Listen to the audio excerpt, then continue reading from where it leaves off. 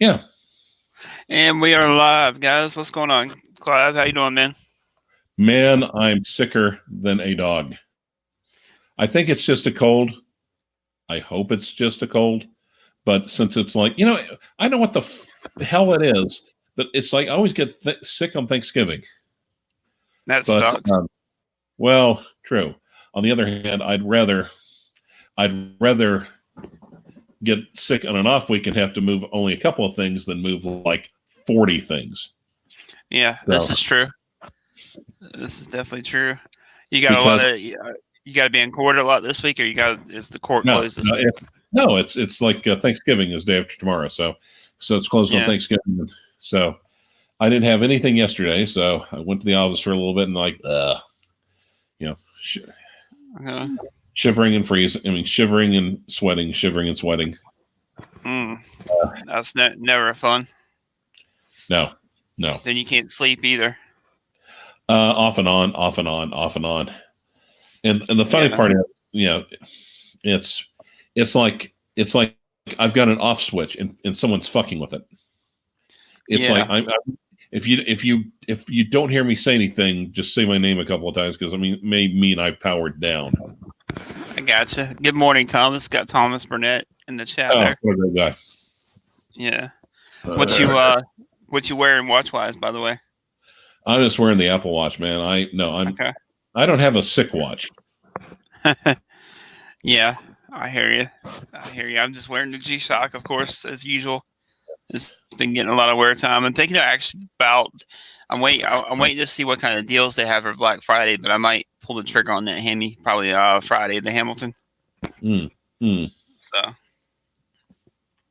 the 38 probably end up with the 38 millimeter, the khaki mechanical. Right.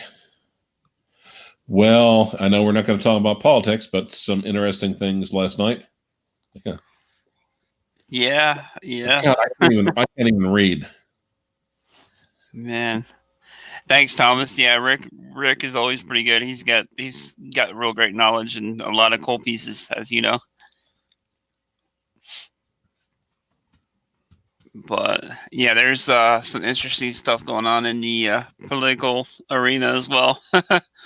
Yeah, but I wonder, is there any good watch sales with but also everyone's talking more and more about Black Friday and Christmas. Boy, I expect to see retailers just try to go balls to the wall on because that's normally Black Friday is like why it's called Black Friday, right? No, why was that? Because that's the day when African Americans. No, I'm just kidding. That is the day when, like, most of the year, businesses are operate in the red, but they sell so much stuff in preparation for Christmas that they go into the black. In other words, positive cash flow. And it makes you wonder what's going on. We got Jason in the house from Design Atelier. What's going on, Jason? But yeah, it makes you wonder like how much profit or how much money they make all year round off of you if they can mark stuff down that much. Like I believe Nomon watches is going up to 60% off on some of their watches, which is crazy. Yeah, I think that's a good way. Yeah, and hey, you want one of these watches? Nomon. Yeah, that's how I feel. So I'm just waiting to see what all kind of deals are out there because there's one or two other watches that kind of piqued my interest, but I kind of had my eye on the Hemi. I know the Hemi is Joma's shop, which I feel comfortable buying from them on a Hamilton anyways because it's not real high end. But they have it for $347, and Rob has a discount through his channel. It's like $20 off, so it ends up being like $330, which is not bad for that watch at all right now. But I'm just waiting to see if I can get it even cheaper somewhere else or get another watch somewhere else cheaper. Right. So I'm just gonna wait to pull the trigger till later this Friday, later to see, and I'll be up, of course, as you know, because I work overnight, so I'll be up Thursday night going into Friday. So as soon as they start the sale, I'll be ready to pull the trigger on something. And the other one I was looking at, the which I know you don't know Seikos that well, was the SBDC, the 053, which is a diver. It's kind of their like a baby Marine Master kind of. We got Bruce in the house. What's going on, Bruce? Good morning. I will sit here and shake my head up and down very emphatically. But yeah, it's a pretty good looking watch though. It's right now on Noma and it's about $600 and something. But I'm waiting to see if they'll take it down to about 400. You know what I mean? Yeah, 400 or so. Well, and also like Seiko. I mean, my local watch group, and I'm not going to say what it's called because we're trying to keep it locals anyway. But they were talking about Seikos. A couple of department stores, and they're like discounted this and discounted that. I'm like, wow. And Seikos are usually pretty cheap anyways to start off with, depending on what you get. Of course, you can go like higher end, but they're usually fairly affordable. The only bad thing about Seiko is their quality control sometimes isn't the greatest. They have alignment issues on some of them. True. But on the other hand, how do I put it? That's a fit and finish sort of thing. Yeah. So if it's a couple $100, if it's functional, if it's functional, it works well. It's just like, okay, well, this thing doesn't match up exactly at the. Does it affect the functionality of the watch at all? No. Well, shut up. And who's actually surprised me in the last couple of years now? Orient, which is Seiko's little brother, I guess you could say. They've actually produced some fairly good quality watches for about under $200 sometimes even. Now I've got like a vintage Orient diver with a depth gauge. I will have to get that out. I will have to get that out. Yeah, it's been forever since I might have to. Yeah. So. Yeah. Anyway. Yeah, I like a lot of the vintage Orient. Now, the other thing I'm trying to figure out is, I've got like two things. I've got a few misdemeanors Wednesday, and then I've got like a domestic. I'm wondering, should I wait until see how I'm feeling tonight, or should I just say move them anyway? I'm not sure. I don't know. Like I was mentioning before we started, like I don't know how you guys are, but our work, if we're even showing like any symptoms at all, they tell us not to come in or not to bother coming in. Yeah. And I've been well, and it's one of those things. Yeah. Mentally affected. I went out and got a couple of things yesterday, and I looked down. It's like, oh fuck! I got turkey gravy. Damn it. Yeah.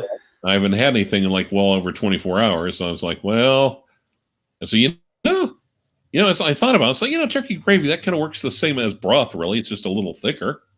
It's a little bit more tastier. It's like, yeah, okay, I'm good with this. Got Rob in the house, random Rob. He said be a super spreader. What's going on, Rob? Yeah. I have him on, actually. See if he wants to join. If he wants to join us? Yeah, Rob, did you want me to send you a link? So I could send you a link, Rob, if you want to join in. No real topic today. Just figured since I'm actually up right now, and then Clyve said he was free, so just figure we can get on and BS for a little bit. Because I'm usually in bed right now because I work tonight, but for whatever reason I can't sleep. Yay. So I'll try to get some sleep around like noon or 1, something like that. That's all good, Rob. He said he's busy shipping. I'm sure he's probably at the post office there all the time. With all the stuff that he has incoming and outgoing. Well, I should be by the end of the week getting a Gerard Perigo. Nice. Where are you getting that from? Dennis Hudson time. Say what? Dennis Hudson time. Okay. I feel like I've heard of him. Oh yeah, you have. And boy, he can be. He's kind of like the soup Nazi of watches. Okay. But like the soup Nazi, he's got some really good watch soup. I'll put it that way. If you rub him the wrong way, if you catch him, but boy, he will lay into your ass. But I've managed to stay on good terms with him, or not piss him off too much. So it's a Gerard Perregaux reference 9000 with like a linen dial. Okay. Now, is he the one I'm thinking of? He's also a Grand Seiko retailer too. I don't think so. No, more high. I'm thinking somebody else different. Yeah. Okay. Now, which Gerard Perregaux you get? The it's known as the reference 9000, I think. Okay, I'll have to look that one up. We got Snuggle telling me in here. Good morning, Bub. He sent me out a couple watches via Bobby. Bobby just shipped those out. I should be getting them this week sometime. He sent out a Zen 556, I believe, and a Seiko Patty for me to check out, which was real nice. So he's the one that sent me in that marathon too, a little bit back that I had. Now, if I can get out and do anything, and we'll have to see. Wait a minute, because I'm not going to go out if it's cold. Because fuck that. Hold on. Yeah. What is the temperature? The temperature in Oklahoma City right now is 54 degrees. Oh, God damn it. It's going to rain today. Shit. I sure don't want to get out in the rain.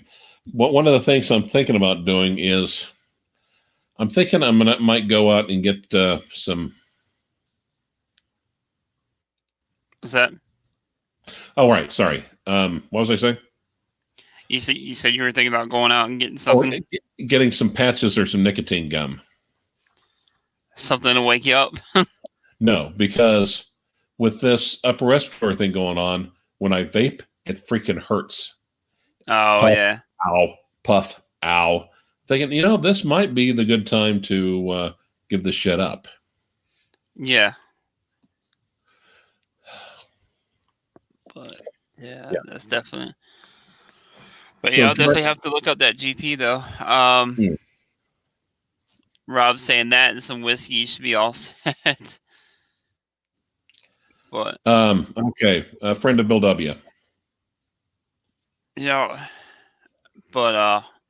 that GP's like I said, I'll definitely have to look that up. I know Bobby's got a GP that he's had for a while. I think he's got the Laureato. Oh,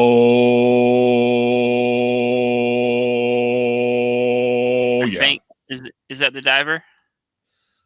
The Laureato, it's kind of like the. It's more like the Royal Oak. Yeah, I think his is kind of similar to that. And Bruce is saying it's always a good time to quit. Yeah. Well, vaping, yeah. Yeah. Of course, I'm not flipping a Zippo, but yeah, it's. Yeah. Definitely. But yeah, like I said, I'm waiting. I kind of want to get something. I've been itching to buy something. I hadn't really bought anything for a little while. I've been kind of holding off, so I'm kind of itching to buy something. But I think I can wait a couple more days to see what's going on with Black Friday sales first. You want another Rolex, don't you? Did you sell your Rolex? Yeah, actually, I already sold that. That's already gone. And believe it or not, if one comes my way, I'm not in a rush to get a Rolex. Like I kind of wanted the Explorer forever, or the Explorer 2. But now it's just yeah. Now I'm just kind of like, if I get it, I get it. If not, then no big deal. Like I'm saving for the Breitling. I'm still saving too. Also on the side of that, it's Super Ocean. I'd make you a real good deal on that oyster quartz. I gotcha. I gotcha. You still excuse me. You still selling that one? I've thought about. I haven't done much with it because work and kind of busy with that. Yes. I gotcha. But yeah, that's one thing that I still got my eyes on is the Super Ocean Heritage. I kind of actually missed that one, believe it or not. I understand that. Okay. Whoa. Okay, sorry. We do have a question. What's that? Okay. Now, as we know, our baller in the subcontinent, Hisham Habib, is getting ready to pull. He basically called me like obscenely early. Of course, then again, I've been up half the night anyway. So 6006G. So that is a Calatrava with a pointer date, black dial, white gold. And he was wondering about that one. Should I get one of those? And I was wondering what you guys think. What do you guys think of the 6000G or 6006G? I'm not sure. That's one I'd have to see a picture. Man, of. I can't even read. If I know his taste, I know Sean's got good taste, so I'd say go for it. Yeah. Well, you know what I'm not going to say it on the air, but you know what my first criticism was, right?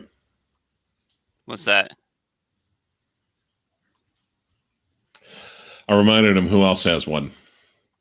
Oh, yeah. Yeah, and he's like, "Oh, damn!" He's like, "Never mind," right? Yeah, it's like, yeah, just remember that simple rule. Underachieving watch collector spotted up. Ding, ding, ding. But yeah. But no, see what I think he's and okay. I am. See, to me, it's like a fat guy in a tracksuit.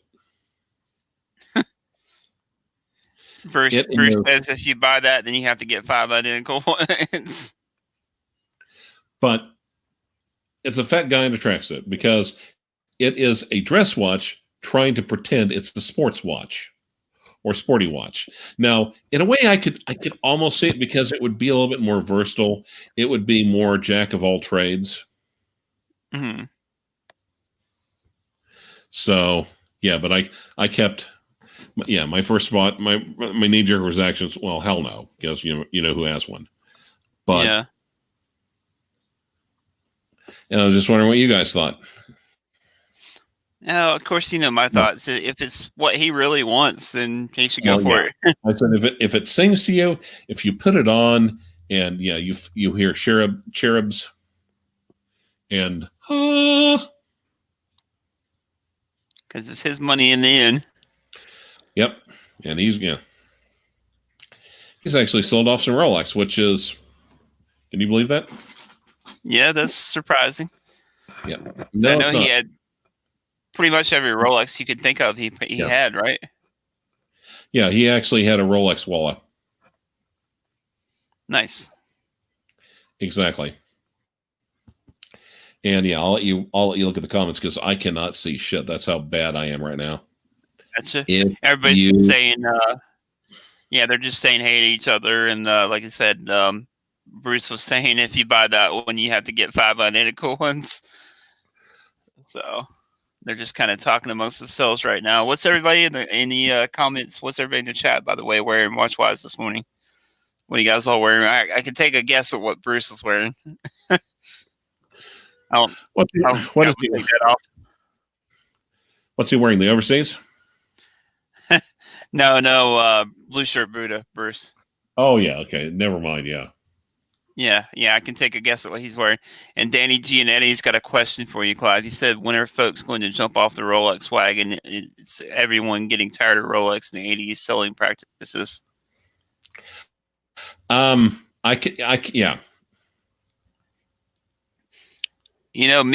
Rick and I were actually talking, and Rick brought up a good point last night that one brand on the rise now, a lot of people are starting to notice, is H. Moser.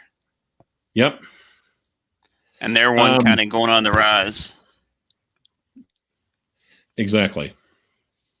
But the thing is also, Bo, everything that is, because everything else is. Remember the overseas? Do you remember when the overseas was, you could actually get them new at a discount? Remember those days? And people are like, oh, I know, it's a great watch, but it really doesn't hold its resale. Remember those days? Oh, yeah. Yeah. Now, the people who thought, I'm not in this for resale, I love that watch, they're sitting kind of pretty right now. Definitely. I don't know how much Bruce, I'm sure Bruce probably didn't pay over retail, but I'm sure he bought his at retail. Oh, he probably I don't know. I think he got bent over the table. You think so? Yeah, because he likes that. No, actually, I'm just totally kidding. I have no idea. Yeah, I barely know Bruce Williams. And then, say what? Nothing. Underachieving watch collector saying Archie actually went to a Rolex 80 and is on a winning list. He said maybe it's time to sell. Yeah. And then Bruce is actually wearing the Speedmaster today. Nice. That's not a bad idea, but then again, I'm just gonna sit here on my sick couch. I might, possibly. Let's see. Jason's wearing a SRP A83 Patty Tuna. These are pretty nice watches. And then, of course, Bruce is saying it's Speedy Tuesday, which makes sense. Snuggle Tummy's wearing his Zen U1. I missed that watch. That's another one I'll probably eventually pick up again. Either U1 or the U50's like way better dimensions, I feel like, size-wise. That's one of the reasons why I got rid of the U1, just because it was so big, you know what I mean? Right.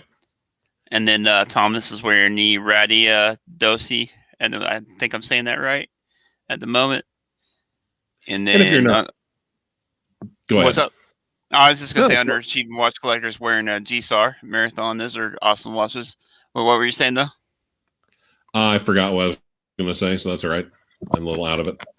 I gotcha. Yeah, you're not as witty as you usually are. I am synaptically deactivated. And then Underachieving watch collectors saying size matters.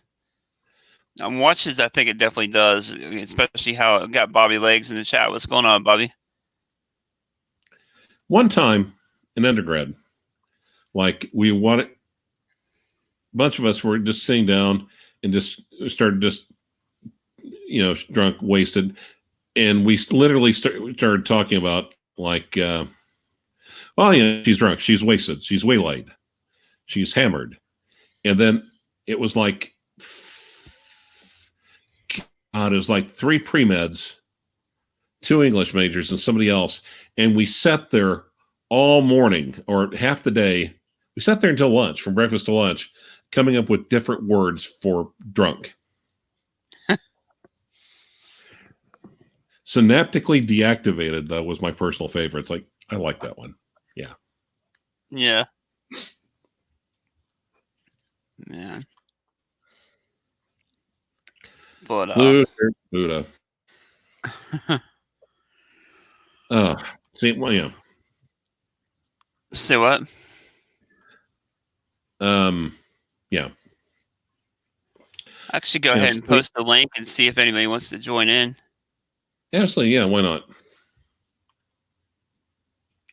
Probably need to get some sandwich stuff and the nicotine stuff, either the gum or the patches or whatever. Probably the gum.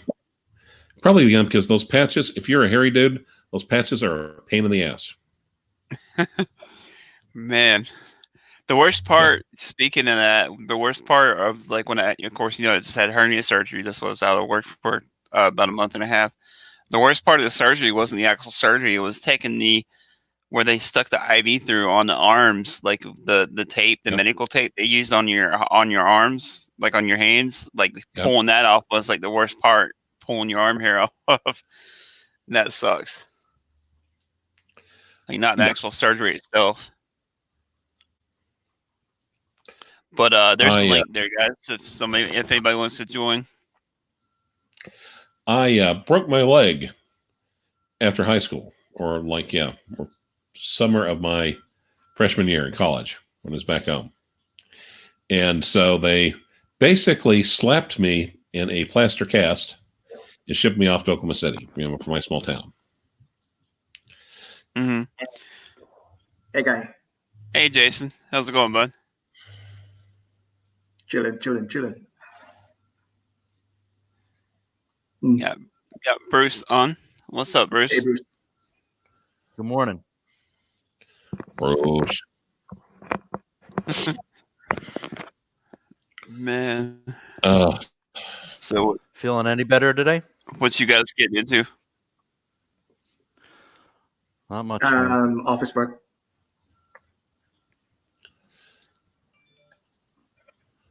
How's Ross. the weather down there? It's pretty sunny. It's pretty sunny. Yeah, nice. Oh yeah, you're in the Caribbean, or is it Caribbean? Whatever floats your boat. Oh yeah. Aruba. Yes. Yeah, that's one Jamaica. Caribbean island I haven't been to yet, but hopefully one day. So, Blue Shirt, do you think Yes, sir. Hisham should get? Do you think Hisham should get a 6006G? No. Okay. No, because it's an ugly watch. No, because of its other famous owner, and no, because he lives in a very temperate climate. And if he takes a watch out with a leather band out when it's 106 outside, he's going to be going through leather bands very quickly.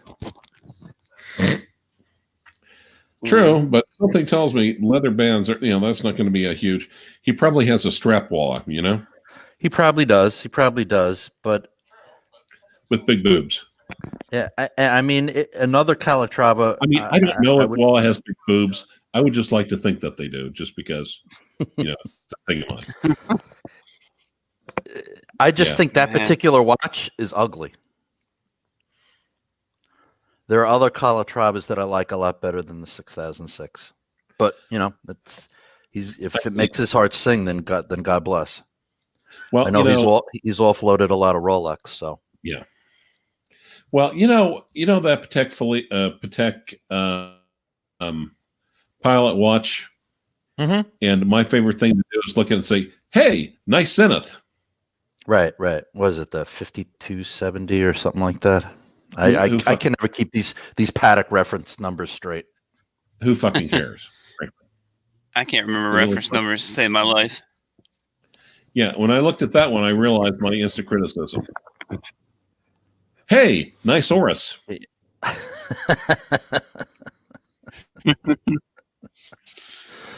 Man. We got Danny on here. How's it going, Danny? Hey, gentlemen. Good morning. Good evening. How's everyone? Good morning. Yeah, just a fan of good. How about you? some of the good. Thank you. Just been a fan of some of the channels, and just an end user that likes to just cruise around in the horology world. Just never spoken to Clyve before. It's good to finally meet him in person, virtually. And hello, everyone else. Well, okay. Let me turn my camera on and see how that works. Okay. No, that's not good. Nope. The So what do you blinds, like? Huh? So yeah, I've been collecting watches, I guess the past 10 years or so. Just dabbled, had a lot of brands, tasted a lot of brands, quote unquote, micro brands, a couple of the luxury brands. Obviously, big Rolex fan. I've had a few pieces here and there, but yeah, I'm in the probably in the same boat as everyone else here, just trying to establish a relationship with a couple of the ADs, and it's just very tough to do anything nowadays.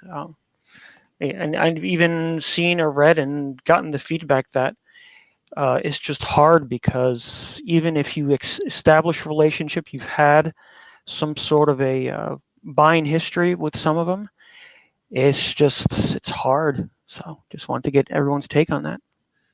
Well, yeah, and it's like Janet Jackson. What have you done for me lately? Right. Yeah. The big spenders get taken care of. Yeah. And Oh, the thing is, you had better know exactly what you want and just say, "Put me to." In other words, look, if you're going to get a watch from an AD, you need to follow the example of Blueshirt Buddah. Blueshirt knew exactly. He was kind of did a lot of study, did a lot of research, determined, I want that one. Went to his AD and said, I want this watch. So, Clyve, I had just a good experience, a lucky experience where I was looking around here in South Florida for an AD that was fair, that was good. I got in touch with someone at Torno on West Palm Beach. Was looking for a couple years ago, just a plain Jane sub date. Right. I said, I had the money. I understand what the challenges are. What can you do for me? And 2 weeks later, he's like, I have something. They'll be in tomorrow. You better show up with cash. And nice. It was pretty lucky, but that was the only good experience I've had. Everything else is you got to pay a lot on the secondary market, or you're just out of it. Yeah. Yeah. Well, paying over retail on the secondary market makes no sense, and I refuse to do it. Screw that. As much as I would want to watch, I'm not going to pay over retail. Yeah, and I asked in the comments, guys. I mean, with all that's happening, are we? Isn't the market, or a lot of the folks and a lot of us, we're fanboys, we're collectors. We're not the majority of the people that are out there just to buy a single product or a single Rolex product. Should we steer to another brand that is picking up in value and hype and fame in, even not as even collectability, but even some sort of a value retention at this point? Yes. Squale. Well, see, I don't believe in placeholder watches. I think your heart wants what your heart wants. If there's a watch that really makes your heart sing, then that's what you should set your sights on. That's just my personal opinion. Right. Blueshirt, you make a great question. You make a great point. I've seen with some of us we are OCD with our watches, and we go through phases. I've had a bigger Submariner, and I've lost some weight, so my wrist got smaller. So I'm like, okay, and I kept around the Submariner. It was beautiful, brand new, but it just got bigger and bigger on my wrist, and it got harder to keep. I don't know. We go through phases, and it's sometimes it's a challenge, and you just want to stick to one watch. I'm like, okay, and a lot of us, unfortunately, we're stupid enough to lose money here and there, constantly going after watches. Yeah, it's definitely a challenge, and you need to keep that in the back of your mind. But if and I say this all the time, if you buy what you love and love what you buy, then you won't get hurt too badly, and you'll always be happy. Yeah, lately I traded. I traded that sub for. I wanted a Batman. Okay. I put a little bit of cash aside, secondary market, traded up. Okay. I love it. I'm not going to look back. Nice. There you go. Yep. That's great. And also here's also the kind of the problem though, is that sometimes you don't know about a watch until you get to wear it. So you get to look at it. You look at the pictures. I want this one. And now, is that a Batman or a Batgirl? Did the Batman you got? Does it have the oyster? Oh no, it's the older Batman. It has the oyster bracelet with the polished center links, and I love it. Has all the complications I wanted. Has the touch and feel. Bezel action's wonderful. Winding is great. It's at least I'm not going to lose my money. It'll stay there for a little bit. Hopefully, this is my last one, and that's it. Yeah, it's the Batman, not the Batgirl. Nice. Yeah, very nice. Yep. Excellent watch. Excellent choice. Yeah, nice buy. Congrats. And you're not gonna, you're not gonna lose money with that watch. Yeah, and I'm not a person that lords it, all over the place, online and anything. I just like to enjoy it. I guess we like to enjoy our timepieces. They're for wearing, not for babying. Right. Not for babying. Not for sticking in a safe somewhere. You got it. Right. So that's the one. Definitely. I mean, you have to look at it this way. Rolex, and there are a couple other particular models from some other brands, are going to constantly, the way things are going, are going to increase in value. if that's important to you. Everything else, as soon as you walk out of the AD with it, if it's new, you're going to be taking a hit. It's pretty much the rule with certain exceptions. Are we getting the sense that Rolex is trying to be now Patek at this point, where they just wanted to get up there in the unachievable luxury brand? I've heard that argument before, and it looks that way, but I don't think so because I think they'll do it. I think they will do anything possible to keep one individual from getting 4 or 5 of them. Yeah, I think that there's just so much demand for them. Like the recent couple of years, there's just so much demand that they honestly can't keep up. Do you guys agree with that? Oh yeah, and it's they keep the factory going 'cause even 24/7 and pump stuff out. They're not going to keep up. Yeah, even with demand. non-watch geeks want a Rolex. Right. Well, like people that aren't even watches. And guys, can you enlighten me on this? And obviously, none of us knows the answers to this particular question. We see some of these great dealers have a ton of this stuff in stock. Mm-hmm. Like, how do they churn all of this stock? It just amazes me. They sell it. It might take them a while, but they do get rid of it because these watches are in such demand.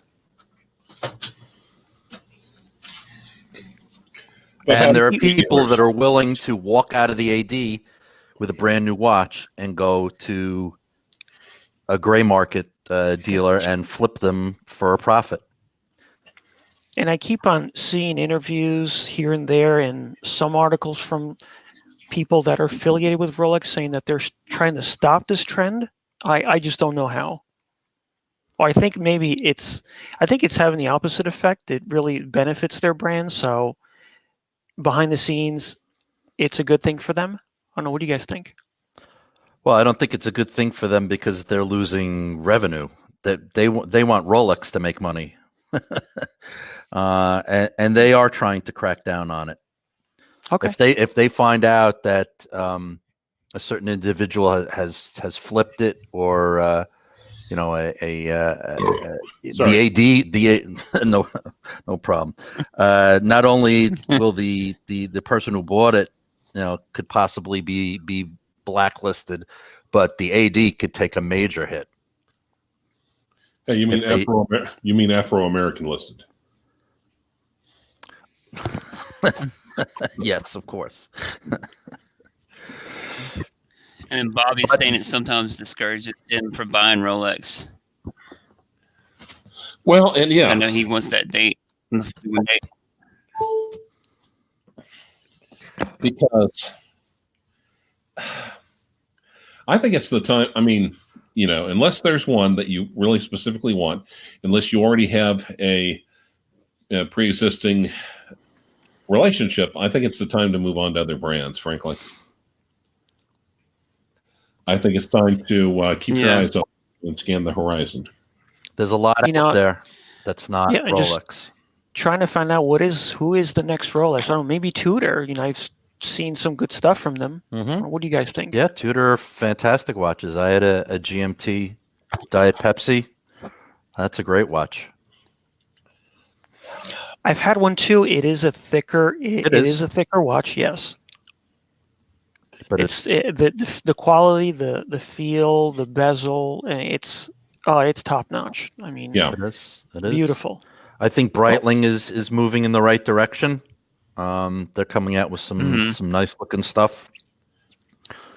There's the new Chronomat that with the Panda dial. That's on the bullet bracelet. That's a great looking watch. Thank you. What did I say? He's just appreciating everything you say or do, Clyve. Okay. Oh, might be best to move on. Okay, thank you. Yes. All right. Oh, wow. Thanks. What sorry. Sorry, I'm a little out of it still. All right. But okay, and I've had this idea percolating in my head percolating my fevered little brain for the last couple of days. But you remember when back in 2017, Zenith came up with a new Defy 3-hander. Remember that? Yeah, absolutely. Okay. Yeah, I love that watch. I do too. Oh, wait. I can't believe I'm saying this, but no Rolex would increase. Discourage. Okay.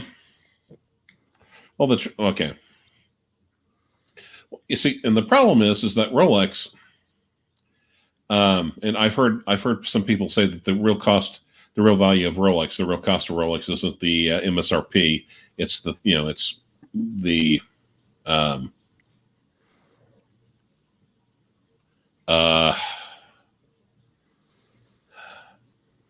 sorry, I kind of.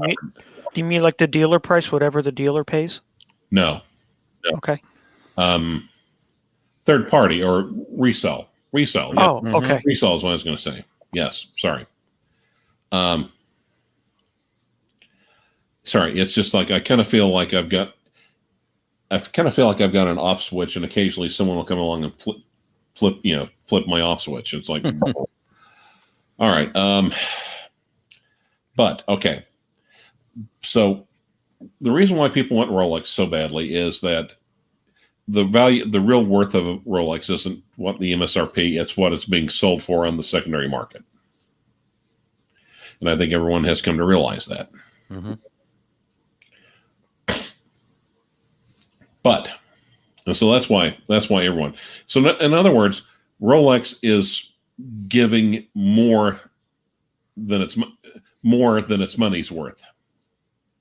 Mm-hmm. Okay. Now, when Zenith came along with that Defy, I looked at it, but it was like, how much was it? Like 75, 77 on the bracelet? Somewhere, but I'm sure you could probably get them at discount too, though. Yeah. But, it's just like, no, that's what a goddamn date just costs, guys. You have not earned your right to sit at the date just table. Right. The date just has been around since 1945. Right. So for you, that is hubris. Yeah, I agree with you. I mean, the chronomat that I just mentioned, that's $8,100. That's a lot of money. Yeah. Now, they would have. I think if they would have started selling those for like 52, right? Then you're bang on. Yeah. I mean, you save a couple grand more, and you're looking at that Bulgari that Rick let me in. Correct. And that's like hot horology, kind of. I would consider, wouldn't you? Yeah, the guy regularly him. It's really cool. It's really it made my dick 3 inches longer. Yeah, okay, we got it. Underachieving watch collector was also saying something interesting here. He's like, I'm looking for the perfect one watch. That was 4 watches ago. Underachieving, that's all of us, man. Yeah. Well, that's really that's a lot of us. To me, the closest thing to the perfect watch that I had was the Explorer, the 214270, and I love that watch. And yes, I do miss it.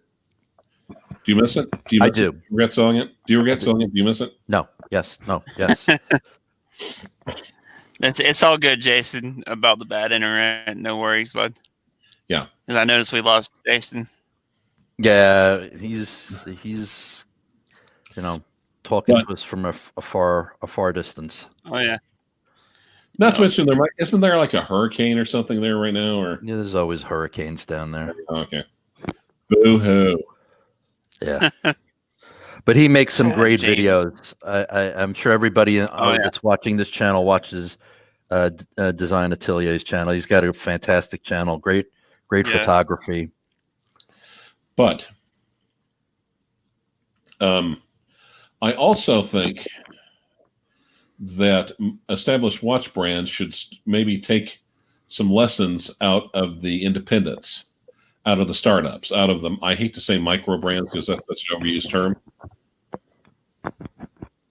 Mm-hmm. Mm-hmm. Yeah. Well, a perfect example is Moser. Moser is priced fairly for what it is, and even in some of their older models can even be a little undervalued for what you're getting. They're For now, amazing though. watches. I On mean, the secondary. we were talking about that last night. I think they're going to start going up next. I think they have already. Yeah, they have. Even Parmigiani. I mean, it's just like, well, and here, okay. You would think Parmigiani Florier would reach out to Bill Sanders. Mm-hmm. Because he has done so much to bring that up. He's not a sellout. He is a true watch enthusiast. He's not a sellout. He has a beret. He has a goat. And He'd be the perfect brand ambassador, right? Yeah, he's he's the one that introduced me to the brand. I'd never even heard of it before. So yeah, and the thing is, when Bill first brings up a brand, start paying attention immediately. Yeah. Look it over immediately, because once he talks about it a few times, prices start going up. Yeah. Yeah, he knows how to find good stuff. He does. I mean, when my Kalpa Hebdomadaire, it's like literally manual wound 8-day power reserve for under 5,000 at the time. Yeah, that was a ridiculously good deal. And those things normally go for MSRP for 18,000. So, but after Bill started doing his thing, whoop. So I think it's a hell of a lot easier just to kind of follow the herd and do right along and do what everyone else is doing. I, on the other hand, I kind of sit behind the smartest guy in the class and look over his shoulder. Okay, what's Billy writing over there? Parmesan. Wow, is that his fucking lunch order? Yep, and the Daniel Roth that he got. That's another very interesting. He's got a very interesting collection. He really does. Very diverse. Some really sweet pieces, and he's a bargain shopper, and he's gotten some good deals. He's patient. Yeah. He does his research. Besides being I personally call him the hunting dog of hierology. Mm-hmm. Yeah, he's like the beret wearing Indiana Jones of horology. He'll jump into the bush, and then Mosier's, Parmigiani's, all these other super unappreciated brands start flying out. Boom. You have a Moser, right, Clyve? Yes, I do. Okay, I thought you did. Mayu Small Seconds later, I think it was later renamed the Endeavor Small Seconds. Mm-hmm. Mine is one of the older ones, but it's with an opaline dial, and it has just basically a 12. And I like the opaline dial in the indices, frankly. Okay. Yeah, that's a beautiful watch. Yeah. Nice. There's only one thing wrong with it. What's that? Blueshirt, you know what it is. Yeah. Anyway, but we won't go into that. Right. It's like, damn it. Now, another brand I think to keep an eye out for too, I think on the move is we spoke about it last night too, is Habring. Mm-hmm. I feel like Habring's on the move. They're excellent watches, and they're going up in value as well. Everything. I think Kudoki. Mm-hmm. Agreed. Yeah. And the reason why is if Stefan Kudoki is about to be admitted into the GP, if he's admitted as like one of the basically into the GPHG as like a, big dick watchmaker, movement maker or whatever, and starts joining the likes of FP Journe and Parmigiani and the rest, then those things will start jumping up in price. Yep. And they're beautiful watches. Absolutely beautiful. And right now they're very fairly priced, but they are. Right. It's just like, God damn, that dial. I mean, the Kudoki one, Jesus, that dial is so plain. Yeah, it is. It is. And the Kadoki 2 is a little bit better, but it's like $1,000 for the two-tone. It's like, I don't know. Do you think you could stick, I don't know, indices or numbers or something? Anything? Really? No? Fuck. Man. But the fuck, it started raining. So, Clyve, side note, my last call to my AD, Yes. when I asked him, okay, what do you got in stock? I was looking for this particular model. They had two interesting pieces in stock, but they were precious metal. So the Yachtmaster with Oyster Flex and a Submariner pure gold, or I think it's the yellow gold, I believe. They're just out of the price range, out of my price range. But that they had that in stock, and he was trying to push those two. Of course. Right. Yep. Of course they do. That's all they ever have. I mean, it used to be back in the old days. We used to call the ADs date just or us. Now it's become the two-tone tabernacle. Now they're even running out of the damn two-tones. So Yeah, my AD was sparse when I went in there a couple weekends, not this weekend, but the weekend before, I think it was. They had hardly nothing in at all. did I put the top up on Vington yet? Screw it. I don't care if I did or not.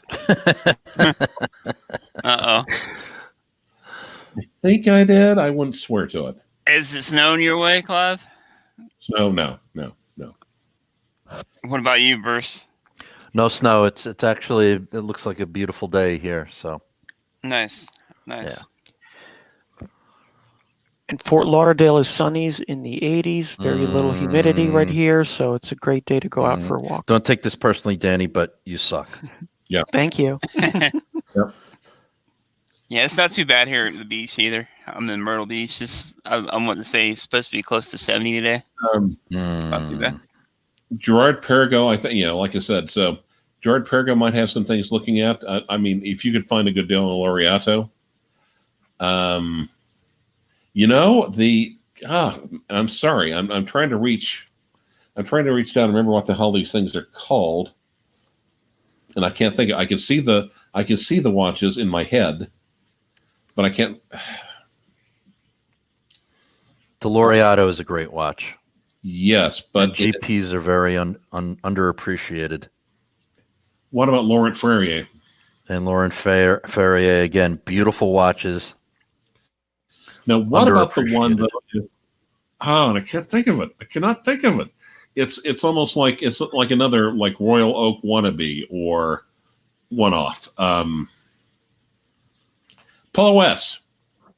Oh, okay, the Piaget. Piaget, yeah. Mm-hmm. Now, if you look at it and you're like, nah, okay, fine. But I think that might be something worth looking at. Yeah, that's a nice looking watch. Now,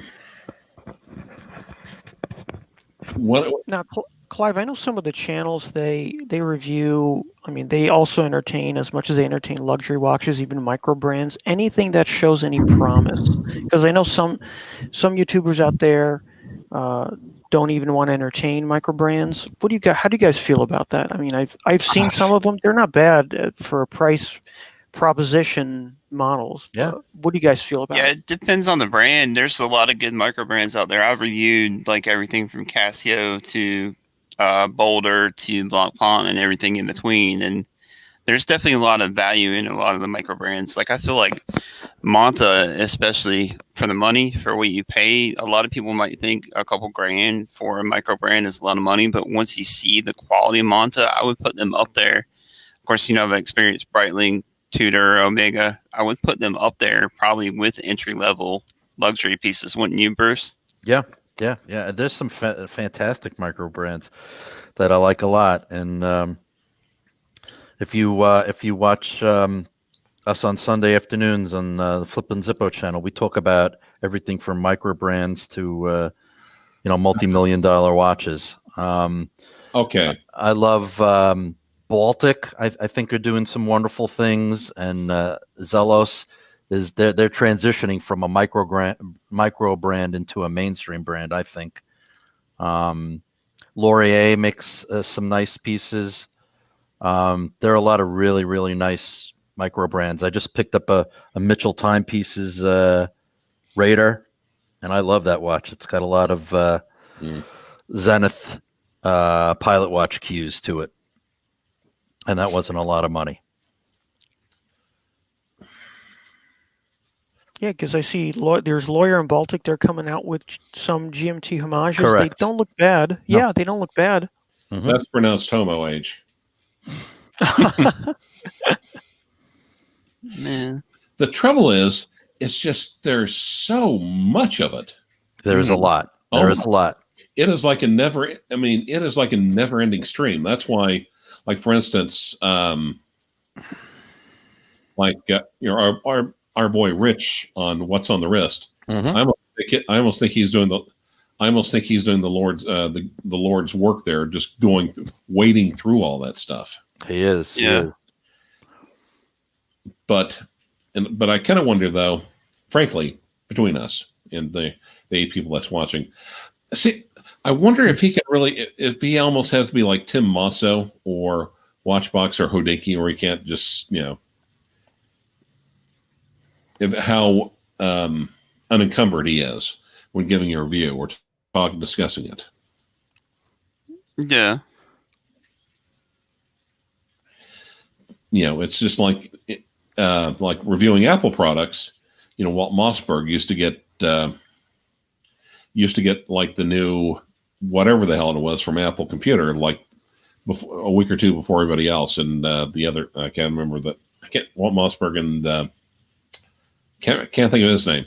But part of it is that I think eventually they became seen as nothing more than Apple fanboys, or completely lacking any sort of objectivity. And I kind of wonder if that is, I wonder if that's a concern in doing that. I don't know. I still feel like you can tell, like most reviewers, I'm sure you could tell, like on some of mine, like if I'm really into it or if I'm really not, like into the brand, like just by the way they speak about it, Most channels are are up. Go ahead, Clyde. No, you're dull either way. I mean, I really can't tell the difference. Most reviewers are fairly upfront, and if something is being sponsored, they'll let you know. And even with Tim Massa, who is a wealth of knowledge and just he's an amazing guy. If you ever get a chance to meet him, super nice. But you can tell, even he pumps out so much content. He's looked at thousands and thousands of watches. But if you watch him long enough, you can know. I mean, his main job is he's a salesman. So he's always going to put a positive spin on stuff that they're pushing. But you can tell after you've watched him long enough, what he's truly enthusiastic about, just by the tone and the way he presents the review, as to oppose something he's less in love with and is being asked to push. You can tell. Yeah.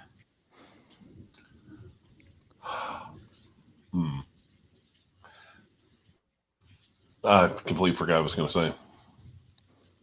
Of course, I know I bag on Hodinkee a lot, but on the other hand, it's just like there's such a lack of transparency. Are they journalists? Are they reviewers? Are they representing the enthusiasts, or are they salesmen? And the answer to all that is yes. Yeah, all of the above.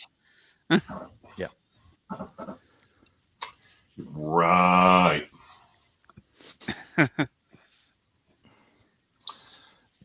Remember, Ben Clymer can do no wrong. Yes, Jen. I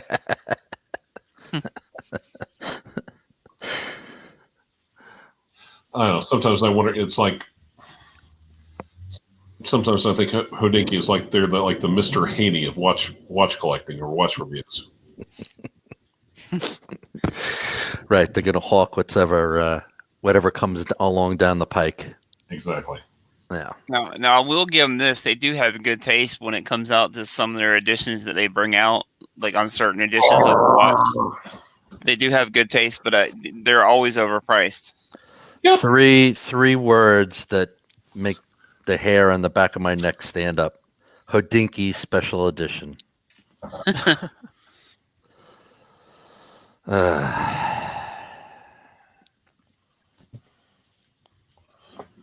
Part time. Yep. You know, Bruce, I purchased lately. It was on sale from Long Island Watch, the Timex Q. Mm-hmm. Yeah, I have a Q. The Coke, though, not the Pepsi. Yep. The Coke has the black dial Mm-hmm. with the applied flat indices. Mm-hmm. Because the Pepsi, I had the Pepsi, had like this cartoonish blue dial. Mm-hmm. Yeah.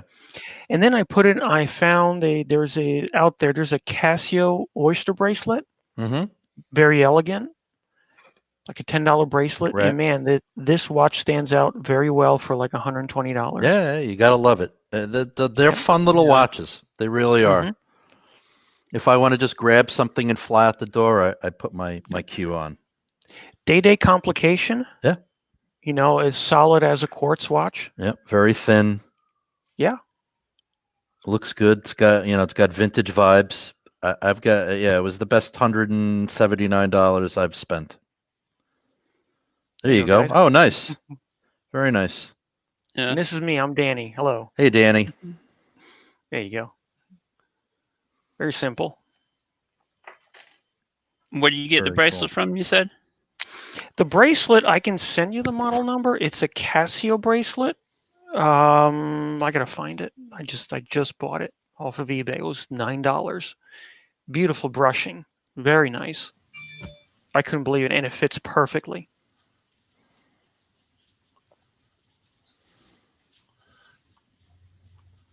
I was about to have a meltdown, wondering why no one was responding to me until I realized that I clicked the microphone off.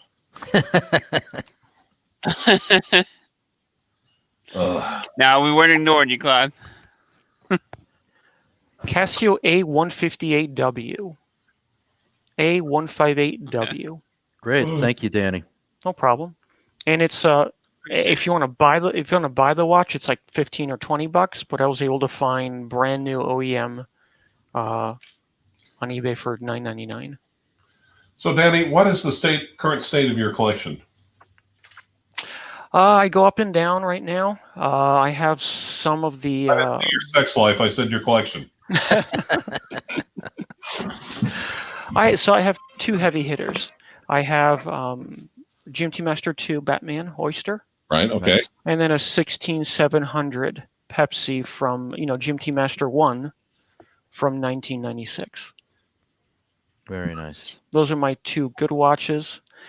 I try to wear them as much as possible with the pandemic. I mean, you can't go around, you can't do anything, so try to wear them at home. Those are my basically two heavy hitters. I've had other brands. Okay, what's your guilty secret? My guilty secret? Again, about your watches. Your watches. I'm a Thank Rolex you for fanboy clarifying trying to find the next piece. That's all. Nothing special. Nice. Been watching your channel forever. Sometimes when I put a comment in the comment section, you've mispronounced my last name. That's fine. I love it. I am from the flyover states. It's okay. So yeah.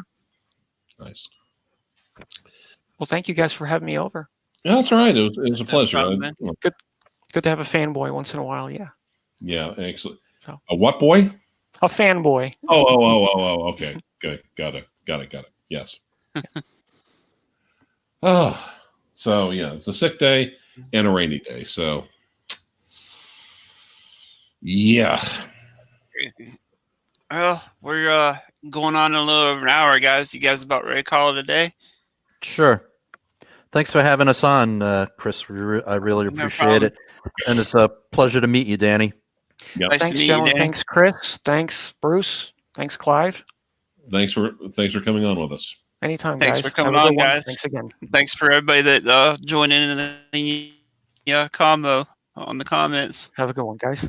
Take care. And Probably going to try to get a little